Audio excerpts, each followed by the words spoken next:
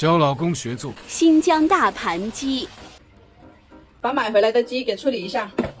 先把这个鸡剁成这么大的小块。全部剁好之后放到盘里面。剁好之后呢，一定要反复的多清洗几遍。清洗干净之后，用手把水给它挤干净。好了。清洗干净之后，我们放到一边备用。接下来再准备一点配菜，洋葱、土豆、青红辣椒。把这洗好的食材全部切成滚刀块。好，这个我比较擅长。再准备3片姜。好。4粒大蒜给它拍破。好。这个大葱给它切2段。好。接下来我们再准备一点香料，八角、白芷、桂皮、香叶、花椒，还有我们的辣椒适量。好。这个辣椒呢，给它剪成2瓣。好。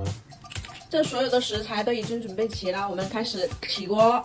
冷锅先下2勺白糖。好。再加入2勺清水。好。中小火先给它炒个糖色。好。朝着一个方向去搅动哈。好的。糖全部融化，然后变成大泡，继续给它搅拌。好。当糖浆微微发黄的时候，我们就转小火。好。搅拌至这种细泡沫就可以了，然后把我们的鸡倒进来。好。继续给它翻炒。好嘞。炒至焦黄上色之后呢，我们加入葱姜蒜。好。继续翻炒。好嘞。再把这个1/3的洋葱倒进来。好。继续给它翻炒，转中火把它炒出香味。好嘞。然后再倒入我们的香料和辣椒。好。继续翻炒，炒出香料味后呢，我们加入1勺品性豆瓣酱。好。炒均匀之后，我们淋入3勺生抽。好。1勺老抽。好。大火给它炒出香味。好。再加入开水没过鸡。再放1小勺盐。1勺白糖提鲜。1勺葱新鲜。刚才切好的绿辣椒放入1半。水开之后，我们扣上锅盖，转中小火给它煮30分钟。时间到了，开锅。再倒入土豆，再盖上锅盖，给它炖20分钟。时间到了，开锅。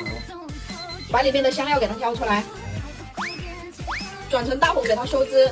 大盘鸡里面的汤汁不能收汁太干哦，剩下的汤汁拌面条拌饭老香了。把剩下的青红椒和洋葱倒进来，再来上半头大蒜，继续给它搅拌，再炖1分钟就可以出锅啦。哇塞，这也老香了。好了，上菜。大盘鸡来嘞。